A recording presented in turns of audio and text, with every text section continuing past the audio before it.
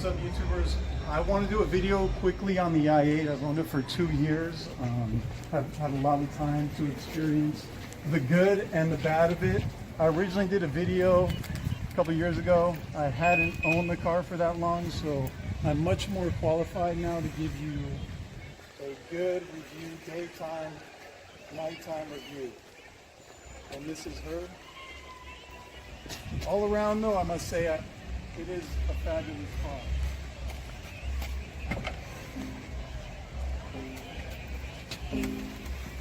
It is a daily driver, so excuse the mess, but she does clean up well.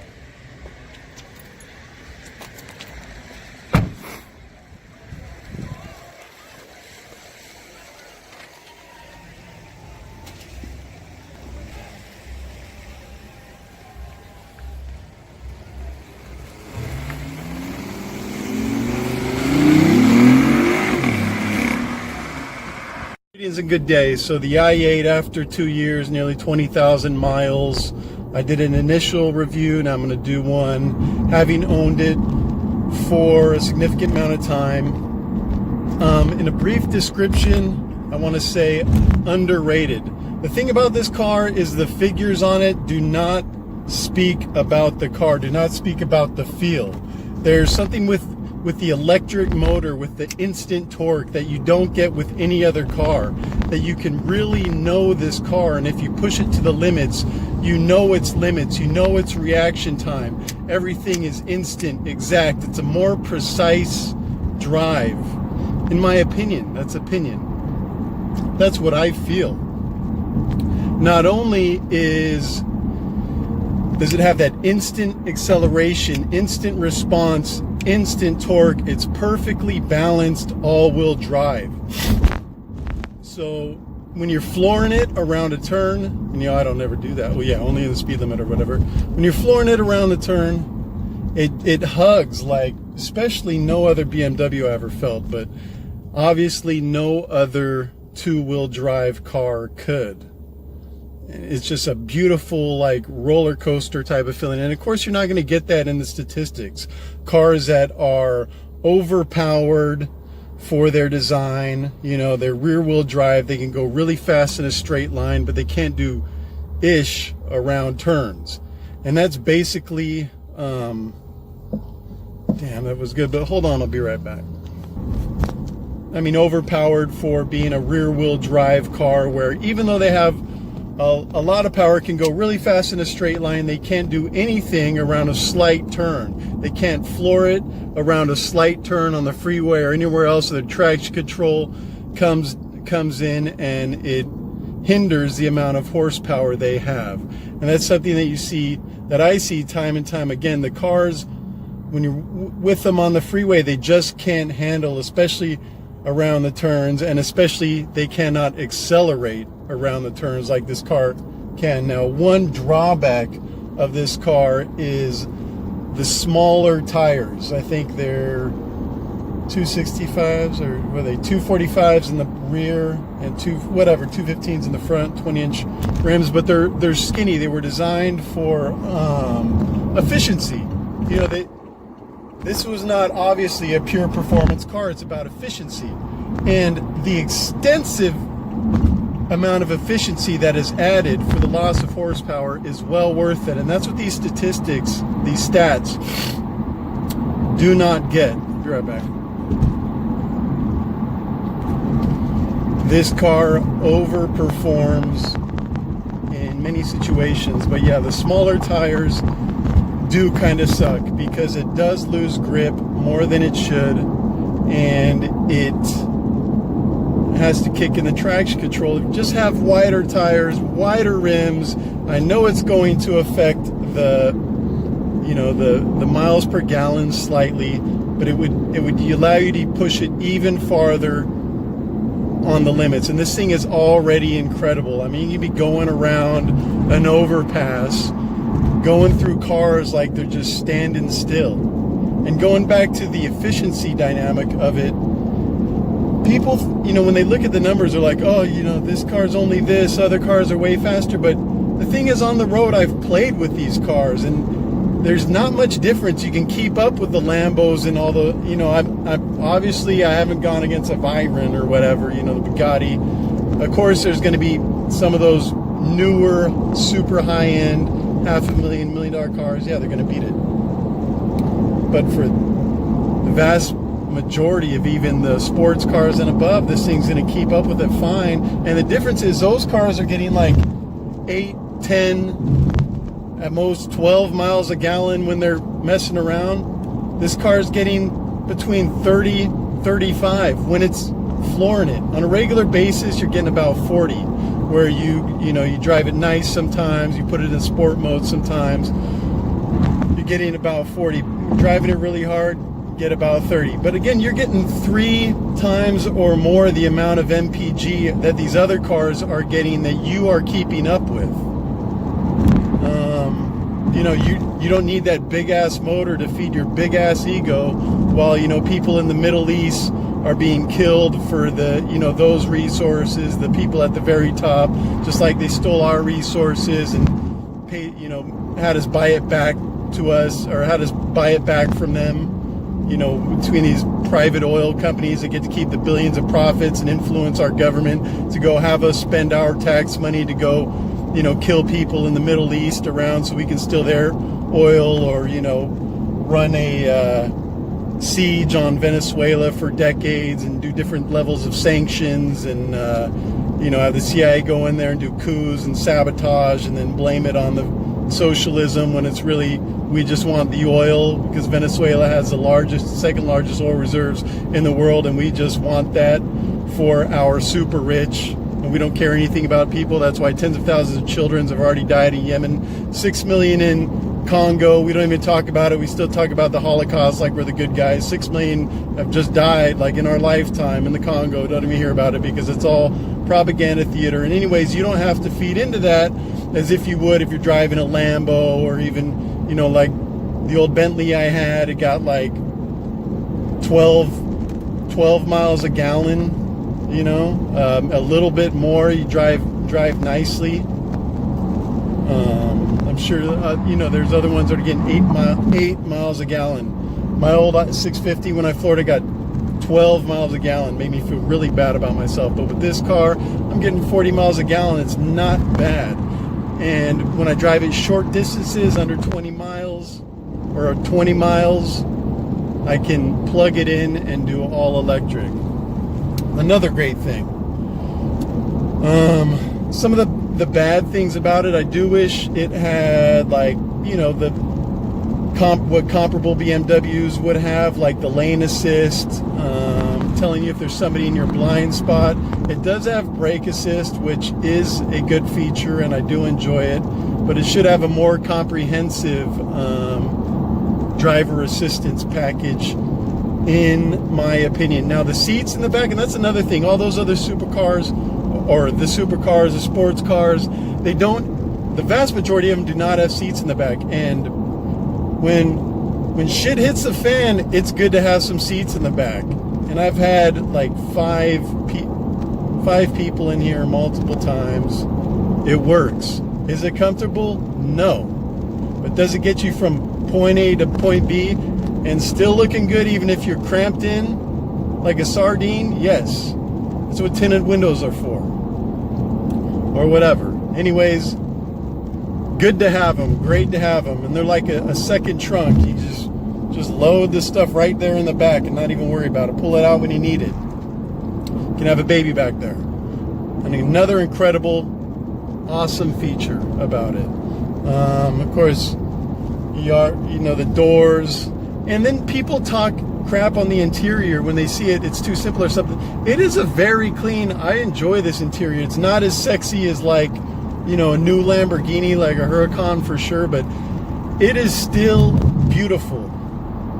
And at night, it is fucking incredible. You have the blue lights going around it, the accents all around, you know, completely LCD screen for gauge. You can switch colors, you know, when it's in sport mode, it's red. When it's in efficiency mode, it's blue. Regular mode, it's gray. You have the laser lights, so you have this one color of your light. Nobody else has it. You have like these purple lights and you can see them everywhere, and it's like a complete straight line. It's just a completely different experience, like you're in a freaking Tron car. So another thing that it doesn't come out on paper. It doesn't come out when somebody test drives it at daytime. They're not putting it in sport mode. They don't see it at night. They don't have the lights on. They don't have the laser lights. They don't have the blue interior lights. And they're not really hauling ass. The vast majority of people that think they know this car don't. From the numbers, absolutely not. From a test drive, fuck no. I test drove this thing well before I bought it, was not impressed. It was like, nah. It looks really cool, but my 650, my Bentley, like, they feel way more like a car. But once you get in it, you know how to use it. You know about the sport mode, traction control, the 2 settings. You know about, because when I test drove it, I had 3 people in it. And you know about this car, the weight to power ratio is not very good. So each person you add, especially a heavy person, is going to detract from the performance of this car. Where if you have you and a light passenger or 2 like not heavy passengers, you really feel the power. So that's another thing that people will not understand. People with long torsos, tall or short, if you got a long torso, don't go in the back. Bottom line, if you got a short torso, you're okay, but you do not want to be in there like this. I went in there one time, it was not a cool experience. I was not driving, and I would not, me personally, I would not go back there unless I had to. It's like life or death. I would not go back there for a ride. But, if you're under 6 feet tall, short torso, all good. Many people have done it. People that complain about getting out of the car, getting in the car, maybe they need to go to the gym. They got to exercise. It's not the car's fault. I can get in and out this thing very easily. It's just one swoop, just one glide out. Bam. You just sit down, slide in, just like I showed in the first video. It's incredibly easy to do. The guys that complain about that, do some squats, buddy. Don't fucking blame the i8 for your beer gut or your lack of coordination. It ain't the car's fault. You know what I mean? Stop eating McDonald's. Blame McDonald's. Anyways, so yeah. A lot of good things that I've noticed after driving it, but again, needs to get bigger tires. I'll get back to you when I think about more. So things that have gone wrong in that amount of time. 2 things have gone wrong. A little indicator like in the seatbelt and the passenger side went out. So I got a restraint system light. Another thing is the gas tank is pressurized, and I guess it's a very common problem. I think they extended the warranty on this. And anyways, I couldn't open the fucking gas tank to put gas in it. So I literally had to break the gas tank door because there's like something you do, you gotta like pop things to pull something. Like, I was just not about it.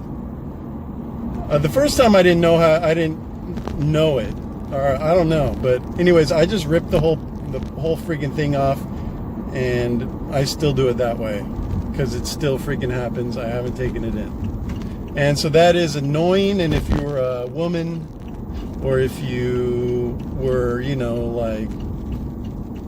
just didn't at some point get angry enough to rip the thing off, you're too scared to hurt your car, that could suck, because I needed gas and that's what I was going to do. But if you get a pre-owned, certified pre-owned, you're going to have the roadside assistance, so you don't have to worry about that too much.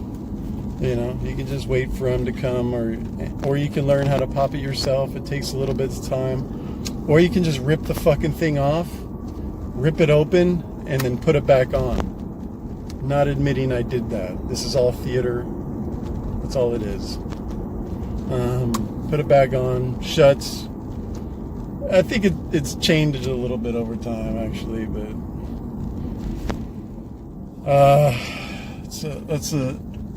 that's a low point in my ownership of this car. Other than that, though, it's incredible. The color of the interior, okay, so the leather seems a little bit cheap.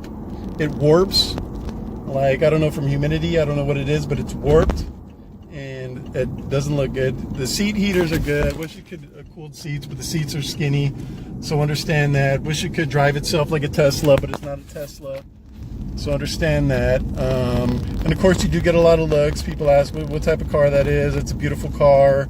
I'd like to ride in the car, stuff like that, which is great. On the other hand, sometimes there's people just staring at you. Like a motorcycle last night pulled up to me and was like right in back of me. I didn't know if it was a cop, and I had to drive the freaking speed limit, and he's just staring at my fucking car, and then he finally decides to go faster. So then I'm like, oh, I can go faster than the speed limit, and then he starts thinking I'm trying to race, and then he's like trying to keep up with me. So shit like that, you know, but that's like first world problems, not a big issue. It can be a little bit annoying, but at the same time, it's cool that you get the attention. I'm just being real, you know. But really, when I drive it, I don't even like think like I'm in some awesome looking car. You forget about it. You just drive it like it's your car, and you love it, because this car is so incredible to drive. Driving it straight, just cruising, and all of a sudden slapping it in sport mode, and I don't know what it does. I think it must increase the boost of the turbo, so it always has a lot of boost, which is why it's also charging, because it can allow that drag since it's always running at high boost. So it's charging the car while it's in sport mode, but as soon as you gun it, it turns to all power. Just becomes incredibly responsive. You feel the suspension tighten up, gets real stiff. The car looks low. Another great thing about this car, other than supercars and other sports cars, is it looks low, but it's not really low. You can drive it just like any other BMW, from a 3 Series with a sport package to a, you know, or M package to a 7 Series. Any of those cars that are not super jacked up, like, you know, 325, old school, whatever. It's like the same height, dude. Your clearance is pretty good. You don't really need to, you do not need to know how to drive a slam car. Now, it will help a little times because you are going to scrape sometimes, just like you do any other BMW. But that is another positive thing about this car. And one time I was playing with a McLaren, and there were cops, so we really didn't get to open it up. But when we got on the freeway, I floored it and he floored it, and the thing is it was under construction and it was moving around. It was like in Costa Mesa area, close to the beach. So there were the concrete things up, and it was pretty hairy for me, like, because it went around the bump, and that McLaren was lower.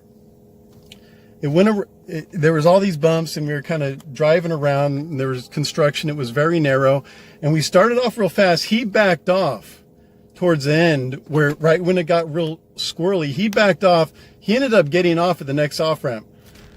I felt at the time that there was at least a chance that he fucking crashed, because there was a launch. What I'm saying is the all-wheel drive, the suspension travel, how high this car is.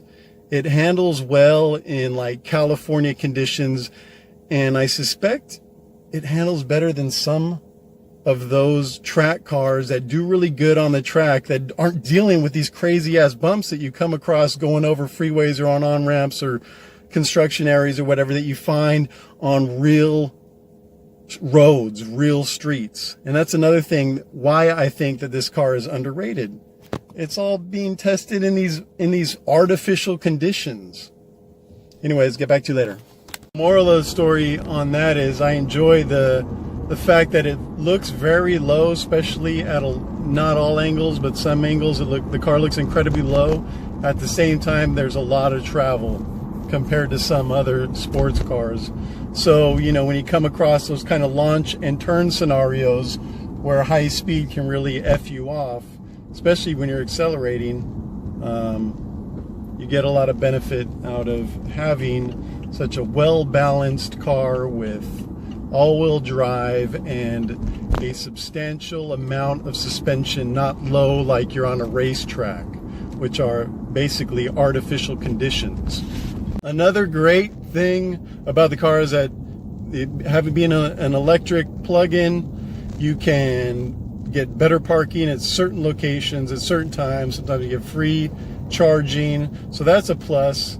Something that's not plus is not only the leather, which is a little stretchy looking, it's just the seats generally. They could have been a little bit more sexy. The leather could have been a little bit more sexy. They went for, in my opinion, a little too futuristic on the seats. Didn't pull it off. Should have just stayed with sexy. Should have went more Italian than Tron, in my opinion. So that's all I can think of right now. Another great thing, I'm just going to go over stuff that I already did in the previous video, is of course the carbon fiber body that you are encapsulated in. You don't realize it, this pillar, everything is carbon fiber, very lightweight, very strong, expensive material. And to get in at 150,000 or even 50,000, which is what they're hitting the market for right now, is an exceptional deal to go in such a strong, lightweight bodied car. It's such a rare car. It's an incredible selling point. It's less heat conducive, so it doesn't bake as fast, you know, when you park it in the sun. And I wouldn't say park it in the sun too long, because the carbon fiber can begin to get, you know, oxidated.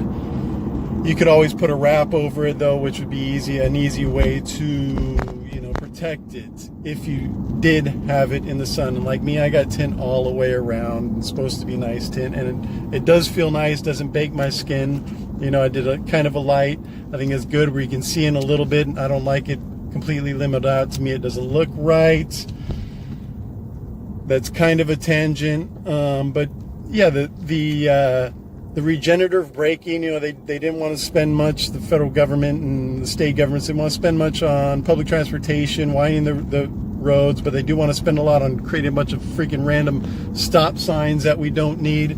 So in this environment where they force you to waste all that kinetic energy, to me it is a little bit refreshing that whatever percentage of it is being stored, and I can use it again when I'm accelerating after the massive amount of traffic had me stop at the, you know, stop bumper to bumper or whatever, or the random stop sign forced me to stop. Frees me from that a little bit, that injustice that I know they are casually causing upon us that most people don't think about. Another great selling point. Another one is just the room. There's a lot of room in here, a lot of leg room. I'm over 6 feet tall, have an unusually large torso, got some big lungs, you know, because the environment's not to have a lot of oxygen soon, so I'm like already built for that. But anyways, unless you're like over 6'5", dude, you're good. You don't even have to worry about it. You're feeling good. You got a massive amounts of leg room. You can always go back further if you were too tall. Just roll like this. I mean, you can get 6'8" in here, you know? Just get that swerve, laid back thing going on. I'll be right back. One of the good and bad things is that it has an incredible sound when you floor it and we put a sport mode. Sounds incredible. Bad thing about that is it is not real. Another bad thing, like a lot of at least the older gull wing doors, the windows don't go down all the way. They go down almost all the way, and it works. I'm gonna still do it. Wish it would go down all the way, but not really a big deal. Some people think it is. That's why I want to point it out. For me, it is what it is. I can deal with stuff like that. Then let me think. While the interior is good, I do think that the seats could have been a little bit more sexy looking. They're just kind of plain, and the color is kind of hard to keep clean. That's another thing I do not like. Another thing, I wish there was another dome light back here, and maybe that's just being nitpicky, but the bottom line is it's all black. If you get the black roof, which is like 10,000 more when you first buy it, and I'm not proving that, but you get it. I mean, there's like not that much, and you got all the windows tinted, and all you got is these dome lights up here. You're not seeing very well back there, which is an unfortunate thing for sure. I think that's it. So I hope you enjoy the video. Sorry for not having it better scripted. Everyone have a wonderful day, evening. Thanks for watching. Have a good one.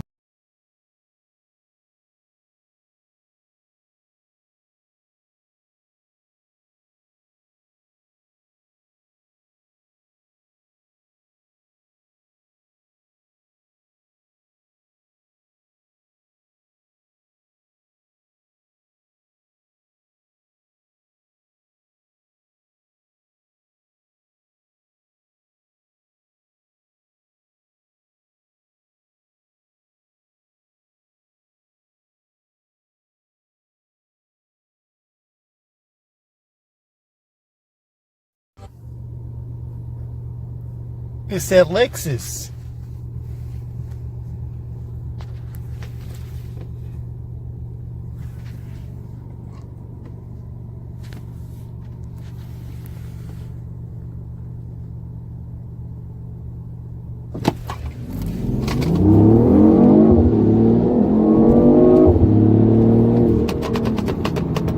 Beat it.